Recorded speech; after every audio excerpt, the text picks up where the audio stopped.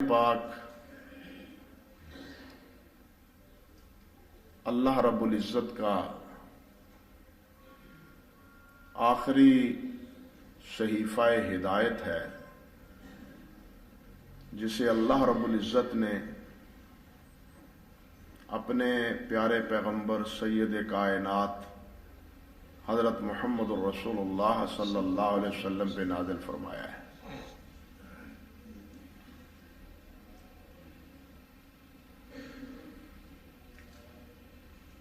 اس کی ایک ایک آیت کا ایک ایک حرف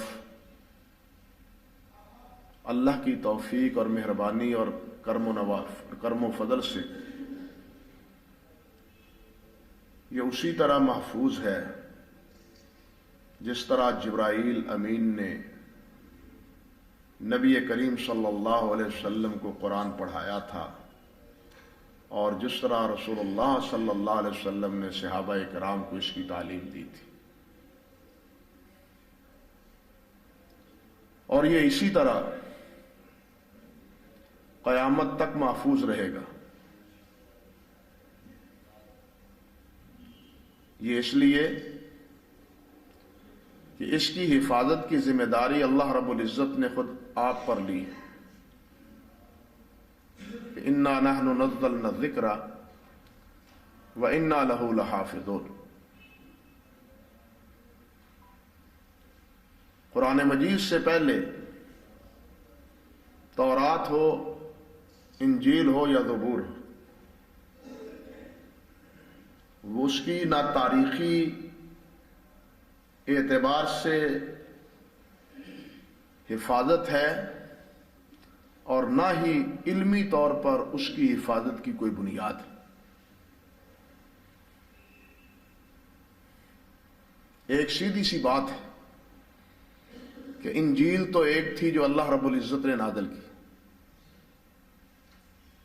انجیل ایک تھی جسے اللہ رب العزت نے عیسیٰ علیہ السلام پہ نازل کیا تھا، لیکن آج ہمارے سامنے 4 انجیلیں ہیں: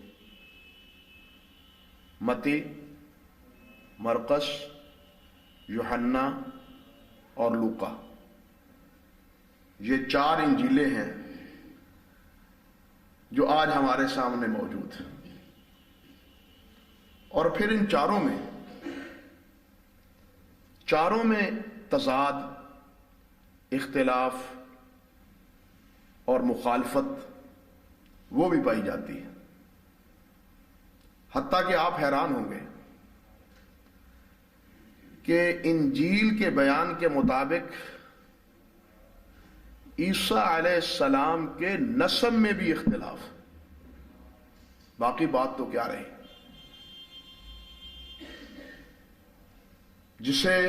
جنہیں عیسائی اپنے عقیدے کے مطابق معاذ اللہ ثم استغفر اللہ ابن اللہ کہتے ہیں،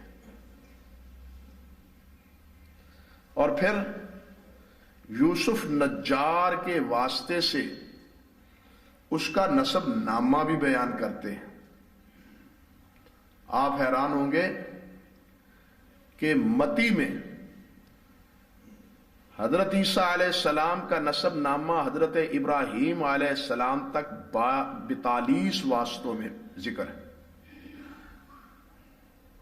جبکہ لوقا کی انجیل میں یہی نسب نامہ 54 واسطوں میں مذکور۔ کتنا فرق ہوا؟ کم و بیش 12-13 نسب نامے میں 12-13 گنتی کا فرق ہے،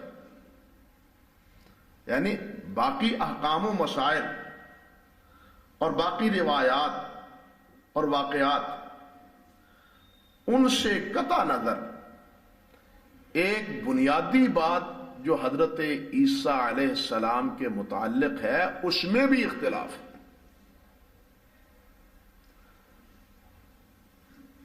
لیکن اللہ کے اس پاک کلام صحیفے میں آج تلک کوئی اختلاف مائی کا لال ثابت نہیں کر سکا. خود اللہ نے فرمایا وَلَوْ كَانَ مِنْ عِنْدِ غَيْرِ اللَّهِ، تو پھر کیا ہوتا؟ لَوَجَدُوا فِيهِ اخْتِلَافًا كَثِيرًا. اگر یہ اللہ کے علاوہ کسی اور نے نازل کیا ہوتا، کسی اور کی دسترس میں ہوتا، تو اس میں بہت اختلاف ہوتا. لیکن یہ اللہ کا صحیفہ ہے، اللہ نے نازل کیا ہے، اللہ کا کلام ہے، اور اللہ نے اس کی ذمہ داری لی ہے. اللہ اکبر. بلکہ افسوس کن بات یہ ہے کہ موجودہ بائبل میں جو عہد نامہ قدیم اور عہد نامہ جدید کے نام پہ معروف ہے، اس بائبل میں رب ذوالجلال والاکرام کے بارے میں اور حضرات انبیاء کرام علیہم السلام کے بارے میں جو کہا اور لکھا گیا ہے، پناہ بخدا شرم آتی ہے وہ بات کہتے ہوئے بھی. معلوم نہیں کہ یہ لوگ اسے کس طرح اللہ کی کتاب سمجھتے ہیں. آپ حیران ہوں گے کہ تورات میں یہاں تک لکھا ہوا ہے کہ اللہ رب العزت نے جب زمین و آسمان کا نظام بنایا تو اللہ ذوالجلال پریشان ہو گئے. اللہ رب العزت پریشان ہو گئے، اور بنانے کے بعد اللہ رب العزت نے سستانے کے لیے ہفتے کے دن آرام کیا. اعوذ باللہ من الشیطان الرجیم. رب ذوالجلال فرماتے ہیں وَلَقَدْ خَلَقْنَا السَّمَاوَاتِ وَالْأَرْضَ وَمَا بَيْنَهُمَا فِي سِتَّةِ أَيَّامٍ وَمَا مَسَّنَا مِن لُغُوبٍ. ہم نے یہ سارا نظام بنایا ہے 6 دنوں میں، اور ہمیں کوئی تھکاوٹ نہیں ہوئی، کوئی اکتاہٹ اور تھکاوٹ نہیں ہوئی. لیکن وہاں تاثر رب ذوالجلال والاکرام کے بارے میں کیا ہے کہ اللہ رب العزت تھک گئے اور آرام کیا، اور دلگیر ہوئے، پریشان ہوئے کہ یہ میں نے نظام کیوں بنایا ہے. اندازہ کیجئے کہ رب ذوالجلال والاکرام کی قدرت کاملہ کے حوالے سے کیا تاثر موجود ہے بائبل میں. حضرت نوح علیہ السلام ہے، معاذ اللہ حضرت لوط علیہ السلام. نوح علیہ السلام پر بھی شراب پینے کا الزام ہے، اور لوط علیہ السلام پر شراب پی کے بدکاری کرنے کا بھی الزام تورات میں موجود ہے. آج یہ عیسائیت اور یہودیت مل کے اپنی میڈیا کی زور پر اختیارات ان کے ہاتھ میں، یہ آج نبی کریم صلی اللہ علیہ وسلم کے خاکے بناتے ہیں اور نبی علیہ الصلوۃ والسلام کی اہانت کا ارتکاب کرتے ہیں. تو ان کی سرشت یہ ہے،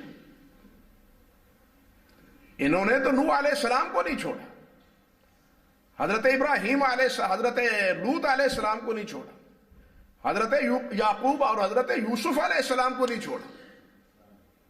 ان پر بدکاری کے اور ان پر شراب نوشی کے معاذ اللہ ثم استغفر اللہ الزام اور اعتراض کی.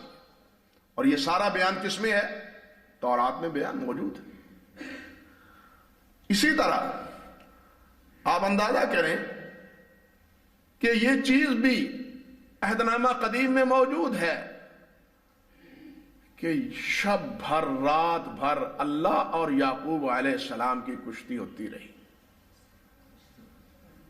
اور رات کا حصہ آخری آیا تو یعقوب علیہ السلام نے اللہ تعالیٰ کو پکڑ لیا، کہا میں اس وقت تک آپ کو جانے نہیں دینا جب تک مجھے برکت نہیں دو گے، نہیں دوں گا جانے. اعوذ باللہ من الشیطان الرجیم. انہوں نے تو اللہ رب العزت کو ایسے سمجھا جیسے ہمارے انسان کے مقابلے میں انسان ہوتا ہے. کیا سمجھا اللہ رب العزت؟ وما قدر اللہ حق قدر ہے. ان ظالموں نے اللہ رب العزت کے مقام کو نہیں سمجھا، نہ انبیاء کے مقام کو سمجھا ہے، نہ رب ذوالجلال والاکرام کے مقام کو سمجھا. یہ کیفیت اور یہ نوعیت ہے کس کی؟ تورات کی اور انجیل کی، اس میں غلط بیانیوں کی.